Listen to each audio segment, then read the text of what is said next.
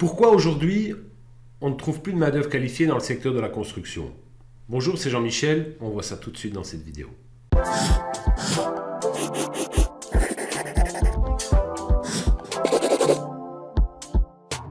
Alors aujourd'hui, tous les entrepreneurs sont confrontés au même problème, c'est-à-dire que plus personne ne trouve de main-d'œuvre pour réaliser les travaux. Pourquoi? Je me suis posé la question, pourquoi on ne trouve plus de main-d'œuvre?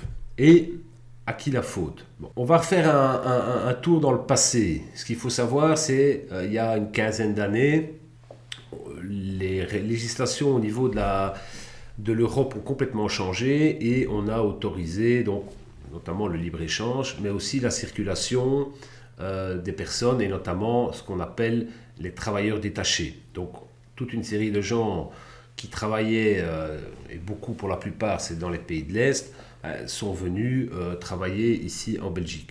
À l'époque, moi-même au sein de ma propre entreprise, j'étais très réticent à engager de la main-d'œuvre étrangère pour des raisons qui me sont propres, parce que je préfère faire travailler local, etc. Beaucoup d'entreprises ont choisi de ne pas faire ce choix et se sont ruées sur cette main-d'œuvre abondante et bon marché. Et il faut le dire, relativement courageuse, parce que ces gens faisaient en général 10 à 12 heures par jour. Donc il s'en est suivi un problème de concurrence. C'est-à-dire que les entrepreneurs qui, eux, avaient gardé de l'emploi local, à un prix qui est évidemment le prix du coût en Belgique et qui est quand même relativement élevé, se sont retrouvés complètement démunis et désavantagés par rapport aux entreprises qui avaient pris des gens qui venaient d'autres pays avec un salaire entre guillemets de quasiment 3 fois inférieur à celui, ou en tout cas au prix de revient 3 fois inférieur à celui d'un Belge. Donc, qu'est-ce qui s'est passé? C'est que, une série d'entreprises qui n'ont pas pris de disposition pour pallier à ça, c'est-à-dire que soit qui n'ont pas décidé de prendre des gens à des bas coûts, se sont retrouvés dans des difficultés financières et de nombreuses sociétés ont fait faillite. Alors moi, à l'époque, je me souviens avoir eu le raisonnement suivant en me disant, oui, ok, ça va. Si on commence à faire ça et qu'on ne garde plus d'emplois locaux parce qu'un emploi local, c'est quoi aussi? C'est le savoir-faire de la région. Si vous allez dans les Ardennes, on met beaucoup d'ardoises. Si vous allez parfois dans certains pays, ils ne savent pas ce que c'est une ardoise. Donc, je vais dire, l'emploi local, il ne faut pas dissocier ça de connaissances aussi locales sur la mise en œuvre des matériaux du coin. Il y a de la pierre bleue du Hainaut, il y a des moellons, il y a plein de régions dans lesquelles il y a des matériaux qui sont mis en œuvre et qui demandent une certaine compétence, et forcément quelqu'un qui vient de l'étranger ne la maîtrise pas. Donc ceux qui ont fait le choix de liquider entre guillemets 90% de leurs effectifs locaux, ont finalement transmis un savoir-faire à des gens qui n'étaient pas du coin et qui un jour allaient repartir chez eux. Moi à l'époque, je me souviens que j'avais dit, mais je vais faire un mixte. Je dois rester compétitif aussi au niveau prix. Alors, je dois conserver le savoir parce que j'étais déjà persuadé à l'époque que 10-15 ans plus tard, c'est-à-dire au jour d'aujourd'hui maintenant, pour moi on y est, où les niveaux de vie allaient se lisser.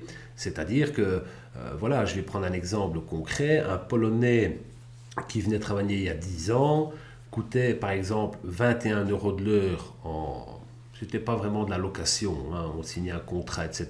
Mais voilà, vous savez, les lois, elles sont faites ici dans ce pays, elles peuvent être contournées, et donc la plupart des gens, c'était comme ça que ça fonctionnait. Ils avaient une main-d'œuvre, et parfois même en dessous de ça, si vous preniez 10 hommes, plus vous en preniez, plus le tarif horaire diminuait, et on pouvait arriver à des 17-18 euros de l'heure. Mais ça veut dire quoi? Ça veut dire que on a pendant 10 à 15 ans transmis le savoir à d'autres qui aujourd'hui, le niveau de vie ayant monté chez eux, et il faut savoir que pour qu'un pays se développe, il faut des compétences, il faut des gens qui connaissent, ils sont venus acquérir un savoir ici, ils sont repartis chez eux, donc ça veut dire que les bons maintenant, ils ont du boulot là-bas. Il ne reste plus ici, il en reste encore, mais je pense que ça ne va pas être la crème qui va nous rester. Et quand on voit un petit peu, les gens commencent à s'en rendre compte et en revenir en se disant, ok, oui, c'est peut-être moins cher, etc. mais c'est quand même pas toujours la qualité qu'est en droit d'attendre un Belge. Le Belge est très exigeant au niveau de la qualité de sa construction. Et donc, aujourd'hui, on arrive à un stade où ces gens commencent à repartir tout doucement et on se retrouve quoi, dans un vide. C'est-à-dire que il faut bien, et c'est pour ça que je parle un peu ici aux jeunes, c'est que on se demande aujourd'hui pourquoi il n'y a plus de jeunes dans la construction. Mais enfin, il faut quand même pas avoir fait maths sup pour comprendre qu'il y a 15 ans, quand on disait à un jeune, écoute, tu vas aller te battre contre des gens qui viennent des pays de l'Est, qui travaillent 12 heures par jour et qui sont prêts, entre guillemets, à dormir à 5 dans un container, dans des conditions de vie parfois déplorables, tu vas aller te battre contre ces gens-là, mais il n'y a personne qui y va, évidemment. Il faut être cinglé pour y aller. Donc ça veut dire qu'on a, en faisant cette politique européenne de laisser rentrer n'importe qui dans le pays pour venir faire le travail des autres, eh bien, on a plombé la jeunesse. On leur a dit la construction, les gars, c'est terminé pour vous, quoi. Vous ne serez plus jamais compétitifs, quoi. Il y en aura 1 sur 1000 qui aura des compétences exceptionnelles qui arrivera et tous les autres, ça sera foutu. Et 15 ans après, au jour d'aujourd'hui, quand moi je téléphone dans des écoles de formation pour des gens, pour l'activité que j'exerce, on me dit mais il n'y a plus personne, monsieur. Il n'y a plus personne, c'est dramatique, ils n'ont plus envie. Bon, donc on les a découragés, on a investi de l'argent dans de la formation qui ne sert à rien du tout. Et je pense que les jeunes qui sont aujourd'hui, qui regardent cette vidéo et qui veulent se lancer dans la construction, je pense qu'aujourd'hui il y a une carte à jouer. Et les premiers seront les premiers servis, c'est comme dans tout, ça peut redémarrer. C'est-à-dire que le problème qu'on a maintenant, c'est qu'on a perdu les connaissances pour la plupart. Ça c'est quand même quelque chose qui va reprendre des années à repartager. Contrairement, une chance aussi, contrairement à avant, pour vous dire, quand moi j'ai commencé, j'allais sur chantier, je sentais qu'il y avait une réticence de certains à apprendre aux autres, en se disant, oui mais si je lui apprends ce que je fais, il risque de prendre ma place ou je risque de perdre ma place. Alors qu'au contraire, aujourd'hui, les équipes sont tellement peu renforcées en nombre parce qu'il n'y a plus beaucoup de gens, qu'au contraire, les ouvriers vont vous dire mais on voudrait bien avoir un confrère ou un collègue en plus et ils sont prêts à le former parce que sinon ils risquent de perdre leur emploi par faute de connaissances ou d'avoir travaillé, de faute d'être tout seul. Il y a des boulots on ne peut pas faire tout seul, il faut être à 3, à 4 ou à 5 et quand vous ne trouvez pas les gens, ben, les deux autres, vous allez presque leur dire écoutez, on va arrêter cette activité parce qu'on ne sait plus la faire, on n'a plus le personnel pour la faire. Donc voilà la situation dans laquelle on se retrouve après 15 ans pour moi de gestion exécrable du secteur de la construction. Mais soyons positifs, pour moi le soleil va recommencer à briller pour les locaux et j'invite les jeunes à prendre conscience que là, ceux qui ont un peu de dextérité, un minimum de courage, il ne faut pas spécialement être intelligent, il faut être un petit peu malin, qui ont la patience d'apprendre. Et je vais vous dire aussi une chose, c'est que maintenant on peut de nouveau, pour moi, ce qu'on appelait avant apprendre sur le tas. C'est-à-dire rentrer dans l'entreprise. Je pense qu'un patron aujourd'hui qui a une entreprise de construction, qui voit un jeune qui arrive, qui est motivé, qui a envie d'apprendre, parce que c'est d'abord l'envie qui fait... Pour apprendre, il faut avoir envie. Qui a envie d'apprendre et qui se dit, ok, c'est vrai qu'il y a une carte à jouer là-dessus, je vais peut-être faire pendant 10 années, je vais travailler comme ouvrier dans une entreprise et commencer au bas de l'échelle pour bien comprendre tous les postes et comment ça fonctionne. Et je me fixe un objectif que dans 10 ans, soit je monte ma boîte, si je vois que voilà la vie d'entrepreneur, que je suis prêt à travailler beaucoup parce que j'ai vraiment envie d'avoir une réussite, ou si j'ai pas envie d'être patron, parce que c'est pas être patron de petites entreprises, c'est quand même une vie qui prend, ça prend beaucoup d'énergie, etc. Puis se dire, mais moi je vais être un ouvrier hyper qualifié, je serai chef d'équipe, je serai contremaître, ou je quitterai le chantier si je sens que ma force physique baisse, mais quand vous êtes jeune, pouvez vous dire jusqu'à 35 ans, sans problème, voire 40 ans, vous pouvez effectuer des travaux physiques sans être fatigué. Il ne faut pas croire que c'est fatigant quand je vois des gens qui vont payer pour aller à la salle de sport, ils vont payer pour soulever des poids. Bon, et il n'y en a pas un qui dit c'est fatigant d'aller à la salle de sport et en plus tu te rends compte je paye pour ça. Donc ils y vont.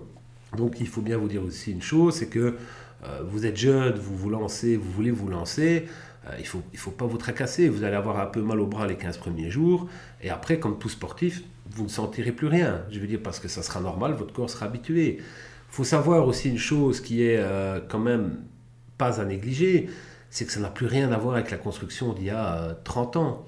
Hein, on a des machines, on a des outils, on a des cloueuses, on a des moyens de protection individuelle, on a des moyens de protection collective.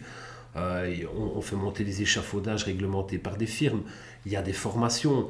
Donc, on a un équipement qui est sans commune mesure par rapport à avant. Quand on voit l'énergie qu'on dépensait à construire une cathédrale ou quand on voit la charpente, notamment de Notre-Dame à Paris qui a brûlé, bon, on n'avait pas des grues comme maintenant, on n'avait pas tous les moyens pour nous assister. Et donc, vous êtes dans une époque où, en plus de ça, c'est plein de choses qui ont quand même vraiment changé. C'est que vous prenez une camionnette maintenant, vous êtes dans une voiture. Hein. Moi, j'ai conduit des camionnettes dans le temps. Je peux vous dire que le confort, on ne connaissait pas. Donc, il y a un certain confort. Il y a toute une technologie qui est mise à disposition, même au niveau des relevés, etc. Vous avez des télémètres laser, vous avez même des logiciels avec des scanners qui scannent les façades des bâtiments. Donc, il y a de la technologie aussi dans la construction. Il y a plein de choses à faire. Et je pense que si par exemple, si vous êtes jeune ou si vous avez des enfants qui sont jeunes, qui parfois vous vous dites, ouais, mais enfin, bon, moi, à l'école, il ne faut rien ou ça ne l'intéresse pas. C'est plus comme dans le temps. Moi, quand j'étais gamin, on me disait, si tu ne travailles pas bien à l'école, tu iras comme ouvrier. Hein. Bon. Donc, on avait quand même une image un peu péjorative de l'ouvrier.